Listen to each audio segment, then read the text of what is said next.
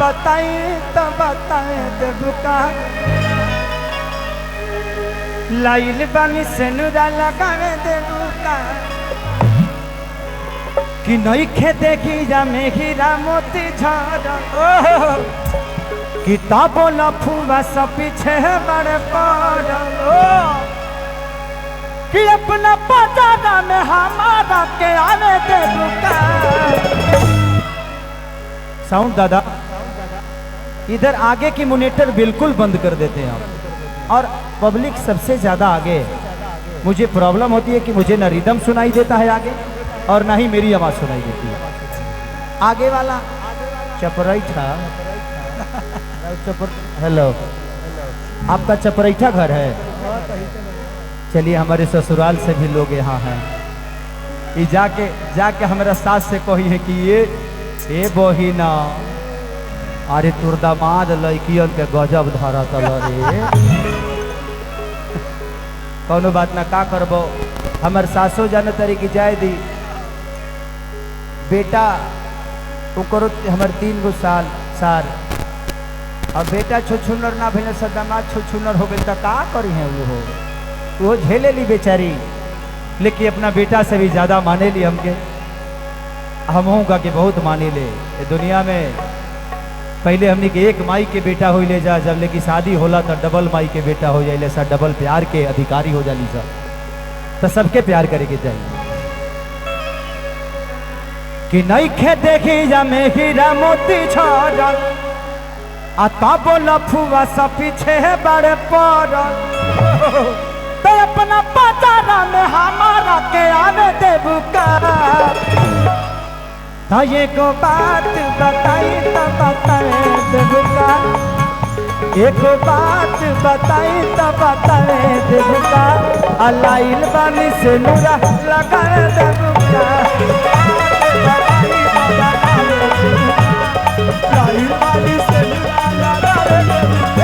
एक बात बताई तो बताए देबुका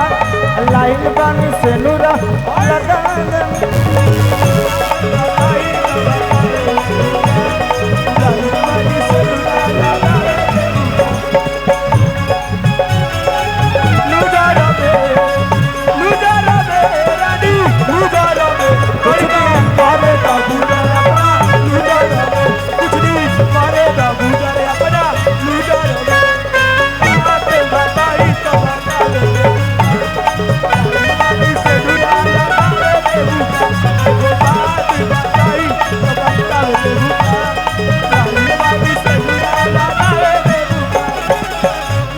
कहती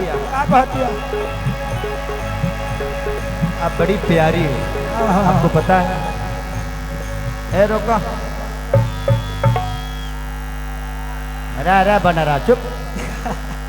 लड़की की तारीफ कर रहा हूं ना। आप बहुत सुंदर हैं आपको किसी ने नहीं बताया किसी ने नहीं बताया भगवान ने आपको फुर्सत में बनाया। जितना फालतू काम होला किसे नुरा लगावल मजाक की हवे का अब पागल के तोहरो दिमाग हवे का तो से नुरा लगावल मजाक की हवे का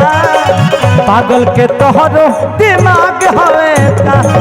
पागल के तोहरो दिमाग हवे का पागल के तोहरो दिमाग हवे का। लड़का कहता दिल जहाँ लागे दिमाग ना लागे पूछ लेनी से कि खराब ना लगे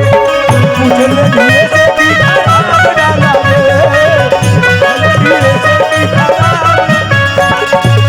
दिल जहाँ लागे दिमाग ना लागे पूछ लेनी से कि खराब ना लगे से कि खराब ना लगे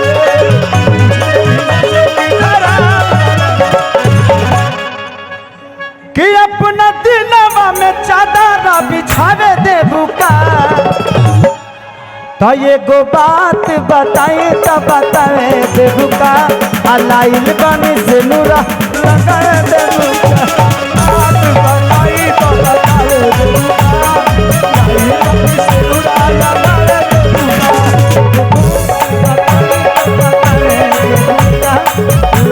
बन से नूरा लगा देबू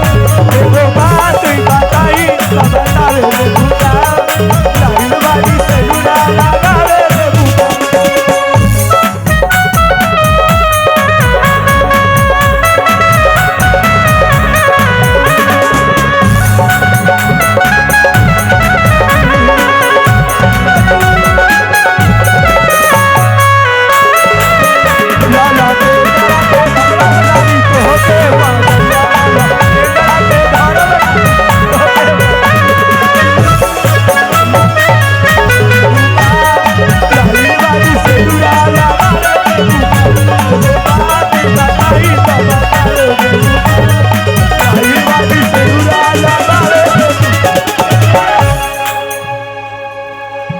बहुत अच्छा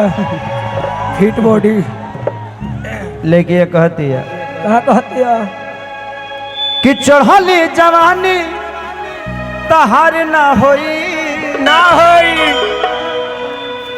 हमारा पमरता देखना ना गिलोई देखना ना गिलोई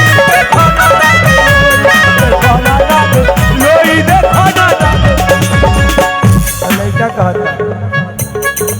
भले खेसारी बिहारी हुए हो भले खेसारी बिहारी हुए हो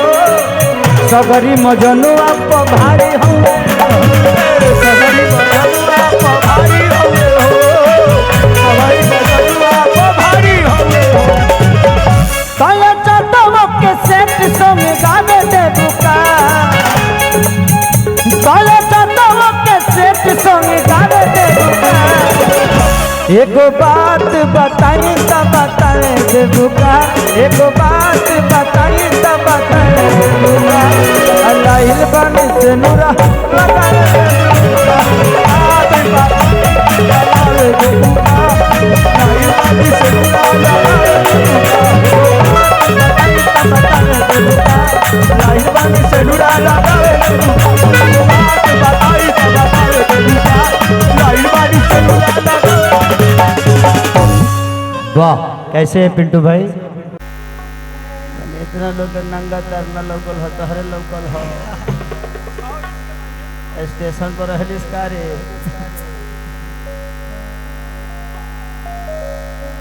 कि सरिता बिहार फाटक को चलिए बहुत अच्छा क्या बात है लक्ष्मी आज थोड़ा देर तक ले आवरी तो हमरा के धैले रहती तो हमरो गिरिए जेत बोडिया हाँ ये मना धैल जाला एक्चुअली बात ऐसा बा कि हम शादीशुदा आदमी है ना बड़ा डेराई के पड़ेला हो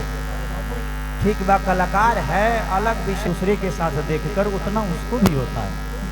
बट अंतर इतना है कि अब उसको आदत हो गई है कि जाए दई तो छू न रहिले ह कहाँ करी रुपया आवे के मतलब काटा ना ले रोको अब